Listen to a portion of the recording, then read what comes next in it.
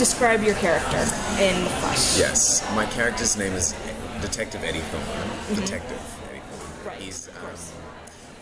he's a very good detective. He's a golden boy.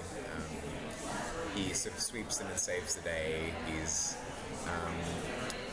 somewhat of a reluctant hero, but he's definitely a hero. And he's sort of everything seems to come very easily to him, much to Barry's dismay, unfortunately. Right. But he is unaware of it. You know, he just treats Barry like a little brother, and he's very sweet to Barry, which I think is highly irritating for him. Right. Barry. Yeah. Yes. So he's irritating Barry. Yeah. How's his relationship with the others? It's pretty fantastic. You know, with Joe, obviously, who Jesse Martin plays, Detective Joe West, has taken Eddie under his wing. Okay. Because his partner has just died. So I've stepped up. After only being in Central City for 3 weeks, because I was transferred from Keystone City. Of course. And if anyone can take it on, it's Eddie. You know, Just gonna get into it. He gets into it. He's hands-on. He's very able. He's smart and charming. And I think, you know, while Barry was in his coma, he sort of saw how beautiful it was that Iris, in a sisterly way, had sort of visited him every day, and it sort of dawned on him, and this chemistry struck up between him and Iris, which is developing in a very genuine way as well, which is very heartbreaking for Barry. Right. So you're just making life difficult to Barry. That's what you're saying. That's pretty much my role in this thing so far. But then again, you know, we just don't know where he's going as well, and that's the wonderful thing, is that all these characters, we've really tried to humanize them and just make them normal people. But everyone knows, or doesn't know, there's this mystery around who actually are they, and what happened, who were they before the explosion, and what happened in the explosion, and you know, it's that wonderful thing of a character could just sort of turn on you in a split second.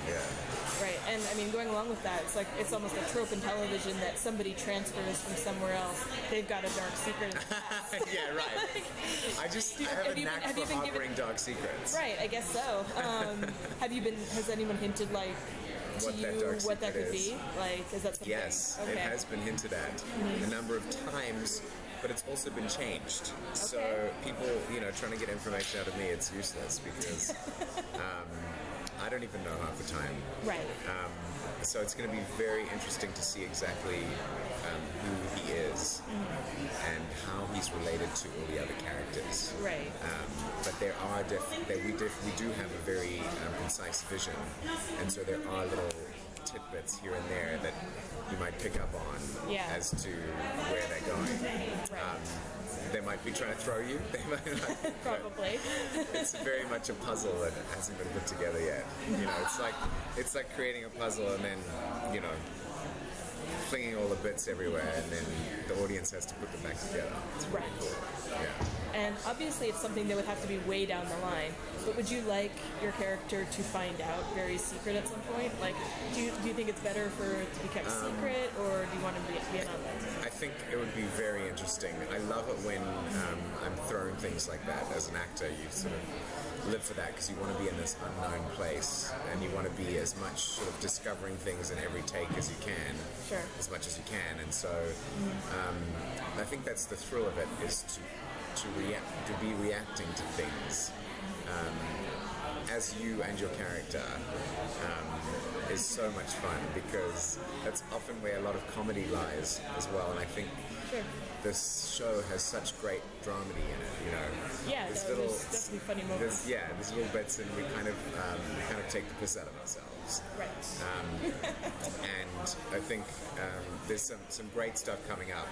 Some very awkward situations coming up, and a lot of tension between the different characters and what's going on with who, and the way Eddie reacts to it, honestly, just it tickles me, you know, because he's a very stoic man, and you know, he seems very, you know, like upfront and like the good guy sort of thing. He is totally. But then faced with you know, he's so good, but faced with an awkward situation, it gets very awkward. Yeah. I believe that, yeah. Yeah, very quickly. Right. Oh, Eddie. And does he know about the Detective Pretty Boy nickname? No idea at this stage. Okay. No, I know about it. Right. It's kind of hard to say. Personally. No, because the cast calls me Pretty Ricky.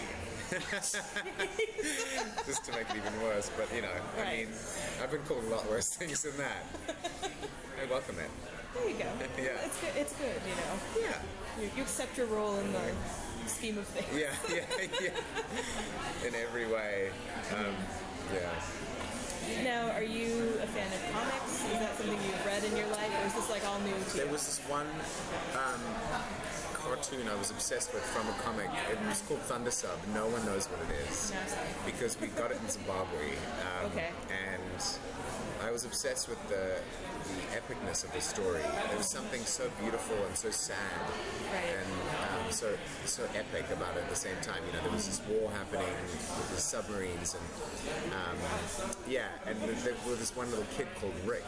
You know, and he was dying, and this girl April was like crying. It was kind of like a little bit like anime. Mm-hmm. And I told everyone the next day at school in grade 3 that I had played the part of Rick in the cartoon. And they all believed me. And I kind of got away with it, yeah. Okay, good. But I always had this very strong desire to be a part of that's a story like that, you know, a story that's epic and beautiful and human. And I think what we've managed, I hope, to do is create a very emotional, human side to a comic book story. Which is good. Yeah. That way it appeals to everybody, which is always a plus. Yeah, it's got heart, you know. And what was the experience like making the pilot? It was wonderful.